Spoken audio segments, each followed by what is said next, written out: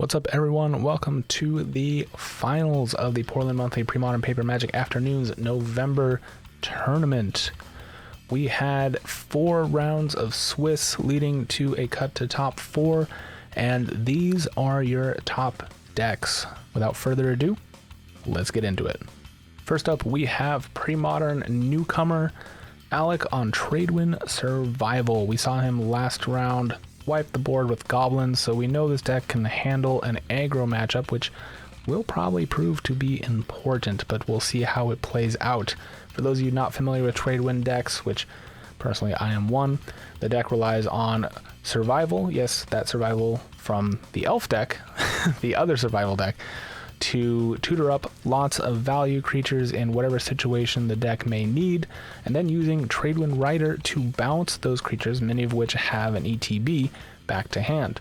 Tradewind Rider also acts as a great way to bounce your opponent's lands and creatures so that they cannot establish a board presence, and eventually you just win through overwhelming value. Well, that seems like a pretty good strategy, but we'll see who he's playing against. Don't call it a comeback, Nate. The Sligh player is on camera once again, making it into the finals. Great job, dude. And he's running a pretty standard list of Sligh, except, as I have to call out, the Flame Rifts. Those in the main are honestly probably great for our meta. We don't have a ton of aggro decks, a few Goblin players, as you guys have seen. Not a lot of red. There's a few Sligh players that will bring decks every now and then, but by and large, we are a mid-range and combo community through and through. So having those Flame Rifts to put the pedal to the metal makes a lot of sense and is a smart include. Well, we've got a mid-range deck. We've got an aggro deck. Let's get a final result. Again, guys, I'm going to apologize for the slightly grainy footage. The venue turned the lights off and it got dark outside, so those big skylights up above weren't doing much. Next tournament I'm bringing lights, so we hopefully will not have this issue, but I appreciate your patience and understanding as I figure out how to record these matches. Alright, so looks like both players are gonna be happy with their 7. Potentially, I see a Tradewind, some lands for Alec, Wall of Blossoms, which is good. Is that 2 survivals in hand? That's pretty tempting. Not knowing what his opponent is on and having run into goblins that ran main deck naturalizes, which was very important game 1. I'm sure he's thinking it's a good hand, and he's going to keep just leading off with the forest. And Nate is going to go straight into a Seal of Fire. No creatures, at least no 1-drop creatures in hand, which is interesting.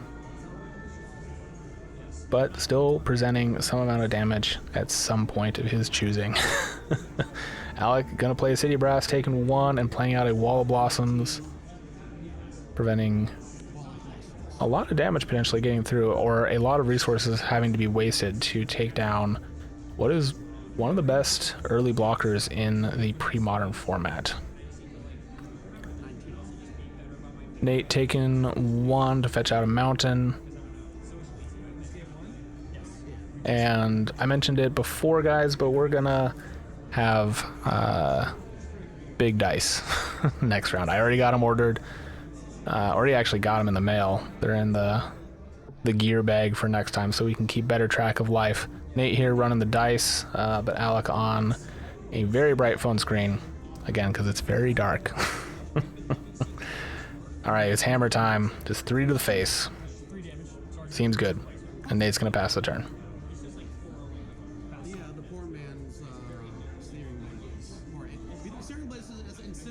Playing out a Yavimaya Coast. Tapping down, and here comes Survival and pass.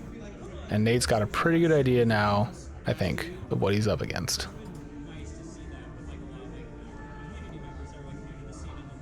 And I believe Alec also just drew an Auramancer, so even more protection for enchant removal that's not there. Ooh, and we got a Ball Lightning coming in. No blocks. Take 6. Take another one. That pain land is going to be very painful.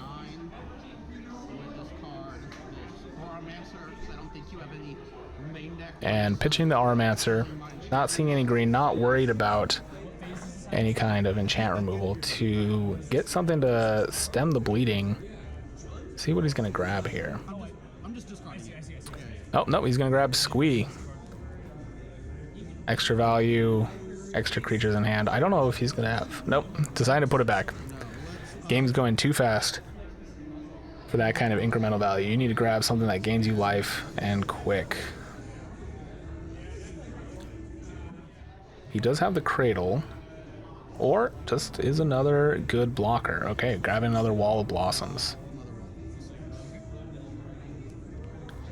Trying to slow down the creature side of the Sligh deck is a good plan. There's still plenty of burn, even without the creatures coming in. And the creatures themselves have a lot of burn that they don't even need to attack for, so an interesting choice. Given that he had a Cradle in hand too.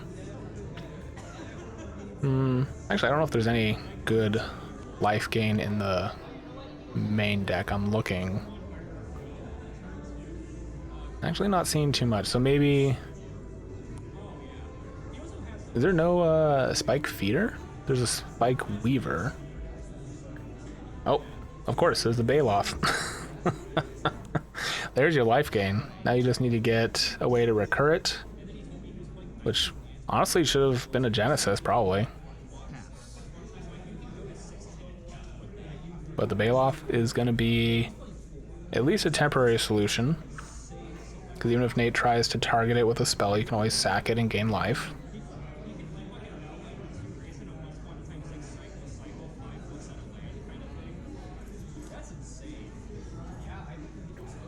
Nate fetching.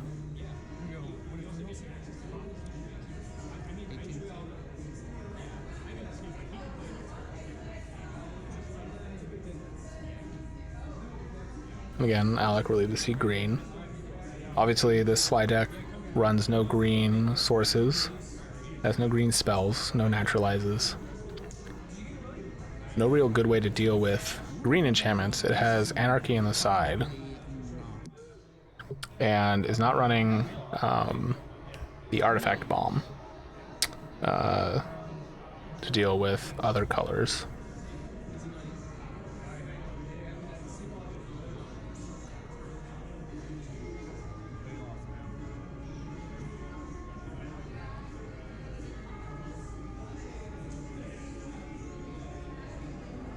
Alright, all the mana in the world, what are we going to see? Scroll Rack. Another way that you don't need to attack to get damage through. And he's got enough mana to activate it. But with 3 cards in hand and at least 2 of them looking like they're different, that might be a bit too much of a gamble. Have you ever scroll racked somebody with 3 cards in hand, but you have all the 3 same cards in hand? I've done it. It was weird. Had to try really hard not to tell my opponent it was going to be inevitable.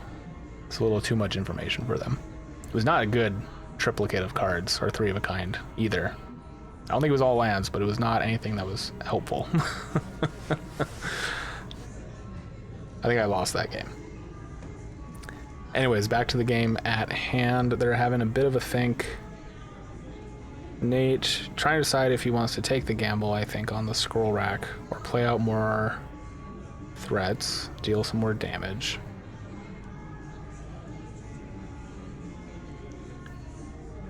I see a whiteboard card, which may be a mountain, but I think is a ball lightning. No, it's a lightning bolt. Alright, just bolt to the face. Pretty classic. And then we're going to play out 2 for an incinerate. Another 3 to the face.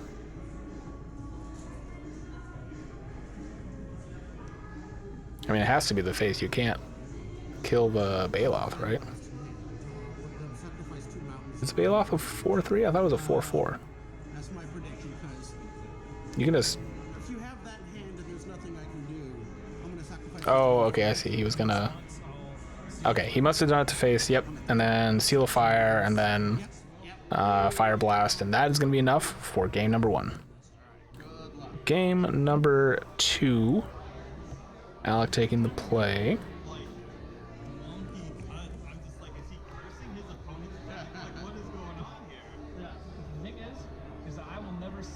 Looks like 2 Hydroblasts in hand, which is pretty good. And Anger in hand. Nope, gonna ship it back. Must not have had enough mana generation.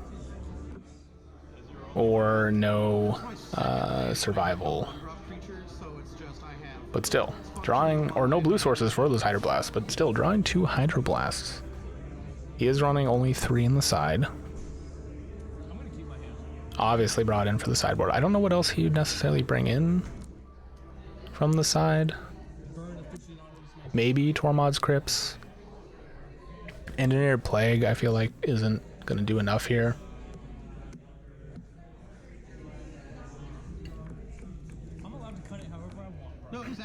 Alright, we'll see if he's got a better 6. Seems potentially like it. Drew another Hydroblast. Gonna put 1 on the bottom. Yeah, definitely looks like he has an island too. And we're just gonna lead straight into a fetch. Grab a forest. Do we got a birds? We got a birds. Maybe that birds was the island I was seeing. Either way, it's a blue source. Assuming it sticks around long enough. Nate here with a good mix of land and spells, it looks like. I do appreciate the white bordered lands, but having the ball lightnings and lightning bolts also be white bordered makes it a little confusing, because I thought that was another mountain. Bolt the bird. Love to see it. Okay, we got a City Brass coming down, so now he's got a blue source still. Another City Brass in hand. Play out a Land War Elves. Even through the fuzzy video, guys, you might notice that some of these cards look a little off. That's because they are proxies. Like I mentioned before, Alex is new to the format, and we're also just a proxy-friendly group. As long as we can tell what the card is, we don't care if it's real or not, as long as you can't tell what card is in your deck. As long as it's not marked. Ooh, we're going to incinerate the elf. Not as catchy as Bolt the Bird, but has a similar effect. Are we going to Hydroblast that, though? That is the question. Alec really needs to keep up blockers and accelerate into his bigger creatures, and it looks like that's what he's going to do. Taking 1, but no charred elf. Anyways, back to my point. Proxy friendly. Don't want to play against your wallets. Playing against people is way more fun than what cards you can afford. And that's exactly why he saved that elf. Gaia's Cradle into enough mana for a Tradewind Rider. 1/4 with flying, tap it, and 2 creatures you control, return target permanent to owner's hand. Now, oftentimes the deck uses this to get extra value out of its own ETB abilities, but you can also start bouncing your opponent's creatures and lands and whatever else they may have, which is not as effective, I feel like, against Sligh. They don't really run anything super expensive. Yeah, you could hit a ball lightning, but that's really about it. That's not going to be costing a lot. Speaking of ball lightning, swinging in for 6.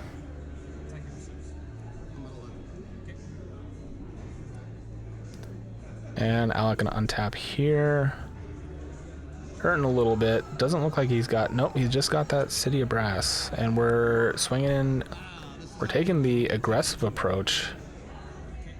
Getting first damage in on Nate, going to 18. Is that another? Oof, another ball lightning, but with a lot of open mana. Could be a trap. He's already gotten Hydroblast, but it's just going to go for it. And yep, another 6 coming in. This is proving to be a problem for Alec. I don't know if he's going to stabilize in turn or in time. I think that's a creature. Is that a Kavu? No, it's an orangutan. Well, no targets for that. But it's still a blocker. I think Alec, yep, just going to pass the turn, hoping to not get ball lightning for the 3rd turn in a row. leaving up the Tradewind Survivor and 2 targets to untap and bounce, or to tap and bounce, I should say. But all Alec needs to do is take care of one of them. You're at 5 life. Gonna cycle a cave. Looking for a little more gas, I imagine.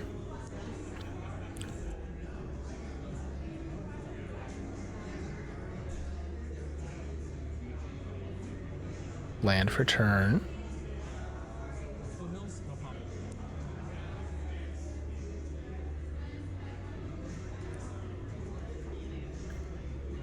Take 1, go down to 17. I mentioned it before, Nate, but excellent choice of lands. These are the Mirage Mountains, which in fact are not actually mountains because they're sand dunes. Some of my favorite art. I have them in a bunch of different decks, including a few burn decks, because it fits very well. Scorched Earth policy equals desert, and that's pretty much what burn is. All right, I see at least 1 Fire Blast.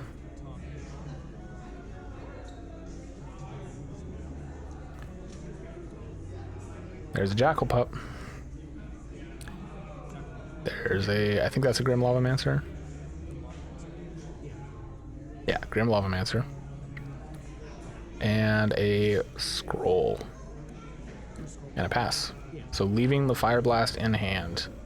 Gonna bounce the Lavamancer. Makes sense. Oh no, did he draw another land? These are very bad magic cards. Tapping for 3. Bouncing. Oh, smart. I'm gonna replay it. Kill it. Okay, but why did you tap the Cradle? You don't have to pay for Tradewind, right? Oh, to play the orangutan, sorry. Of course. All right, 2 coming in. Both players gonna take some damage. Well, sorry, just Nate's gonna take some damage off of his own Jackal Pup. Going down to 15. Gonna play out the Grim Lavamancer. Is that a Ball Lightning too? I think he's leaving up that Ball Lightning in the hope that he's not going to get another creature, and that's gonna do it. Nate takes it down in a clean 2-0. Good job to both players. That was some pretty blistering games, if I do say so myself, but sometimes Sligh is just going to get you. All right, everyone, thank you so much for watching these games. This is the conclusion of the Portland Monthly Premodern Paper Magic Afternoons November tournament. I'm getting better at saying that. Hopefully it'll be second nature eventually. Again, this is not going to be the last of this series. I am bringing all this gear down to the next one and recording December's tournament, which is only going to be a 4-round Swiss. We're not going to have a cut to top 4 because it is taking place during the week, not during the weekend like this one was, so we have to condense it a little bit. But these videos are going to be happening on a monthly basis. We're going to be trying to record as many of these tournaments as I can get to. So make sure to like and subscribe. Thank you guys so much for watching, and I'll see you next time.